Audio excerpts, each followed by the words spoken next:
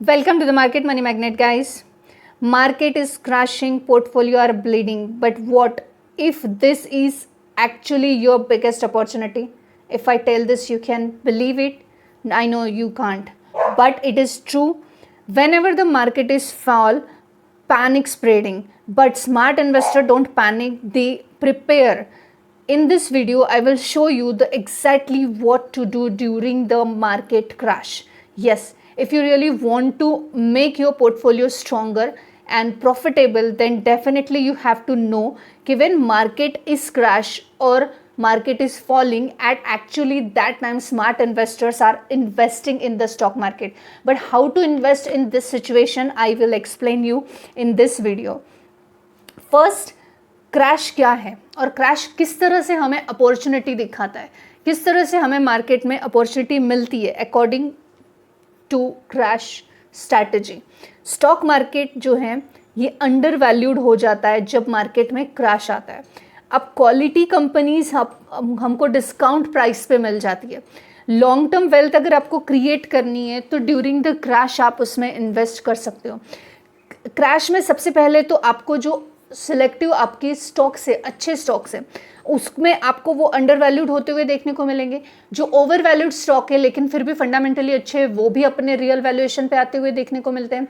जो under valued है वो हमें और लोअर वैल्यू पे जाते हुए देखने को मिलेंगे। और ऐसे में अंडर वैल्यूड अगर स्टॉक्स आते हैं, सही वैल्यूएशन पे आते हैं तो आपको बाइंग अपॉर्चुनिटी बनती है। क्वालिटी कंपनीज जो है ये डिस्काउंट प्राइस पे अवेलेबल हो जाती है और ऐसे में ही आप लॉन्ग टर्म वेल्थ क्रिएट कर सकते हो।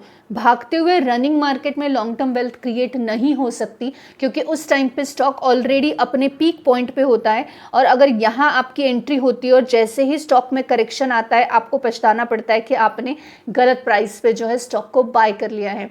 तो जब मार्केट में क्रैश चल रहा होता है तब ही मार्केट अपॉर्चुनिटी क्रिएट करता है।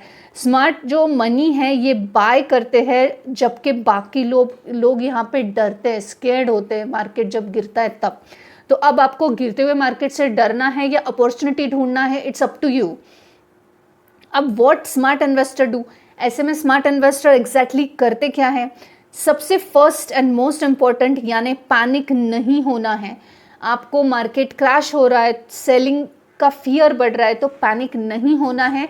Selling in fear is equal to locking losses. आप सिर्फ लॉस को लॉक कर रहे हो। अगर आप सेल कर रहे हो डर के मारे तो डर की वजह से सेल कभी नहीं करना है, पैनिक सेलिंग नहीं करना है।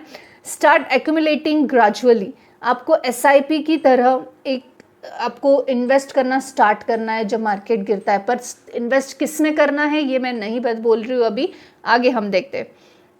और स्ट्रैटेजिकली बाइंग करना है, ऐसे नहीं कि उठा के कोई भी स्टॉक, कोई भी penny stock fundamentally weak, business खराब या जिसका बैलेंस शीट खराब, ऐसे स्टॉक उठा के हम एसआईपी लगा देंगे, नहीं हमको। लेकिन जब मार्केट गिरता है तो एसआईपी से इन्वेस्ट करना है।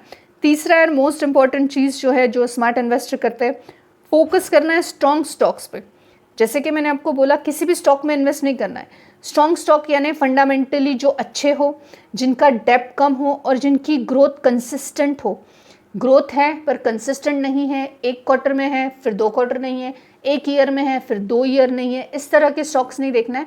हर क्वार्टर में, हर year on year growth consistence है। आप कंसिस्टेंट ग्रोथ को कैलकुलेट करने के लिए आपको 1-2 साल का डाटा नहीं देखना है, 5 साल का, एटलीस्ट 3 से 5 साल उसकी कंटिन्यूस ग्रोथ है ऐसा डाटा देखना है। अभी 2026 है तो 2020 या 2021 से लेके कंसिस्टेंट ग्रोथ वाले स्टॉक्स आपको देखना है। फंडामेंटली स्ट्रॉन्ग, डेप्थ जिसका कम हो और ग्रोथ जिसकी कंसिस्टेंट हो। अब होता क्या है, बहुत बार कंसिस्टेंट ग्रोथ तो होती है पर डेप्थ ज़्यादा होने की वजह से वो स्टॉक में प्रॉफिट चाहिए वैसा दिखता नहीं है। तो इस वजह से डेप्थ कम से कम हो तो जो भी प्रॉफिट होगा वो कंपनी के बेनिफिट में और इन्वेस्टर्स के बेनिफिट में देखने को मिलता है। इसलिए ये 3 चीज़ें देख के आपको डीप के टाइम पे इन्वेस्ट करने के लिए एसआईपी शुरू करना है, एकदम से डालना नहीं है। अब एसआईपी भी किस तरह करना है वो भी हम आगे वीडियो में देखेंगे। इसके अलावा कीप क्रैश रेडी, क्रैश के लिए रेडी रहना है। अपॉर्चुनिटी आएगी, फ्रेज में आएगी, लेकिन आप अगर रेडी नहीं रहोगे इन्वेस्ट करने के लिए तो उसमें कोई फ़ायदा नहीं। अब रेडी रहना यानी क्या करना, तो फंडामेंटली अच्छा, लो डेप वाला और कंसिस्टेंट ग्रोथ वाले स्टॉक्स आपको ऑलरेडी ढूंढ के रखना है। जो बिजनेसेस आपको समझ आते हैं वही बिजनेस में इन्वेस्ट करो, जिस बिजनेस में समझ नहीं आता है ऐसे से दूर रहो। फ्यूचर ग्रोथ में अच्छे हो, फ्यूचर में जिनका डिमांड ज़्यादा हो, ऐसे बिजनेसेस देखो।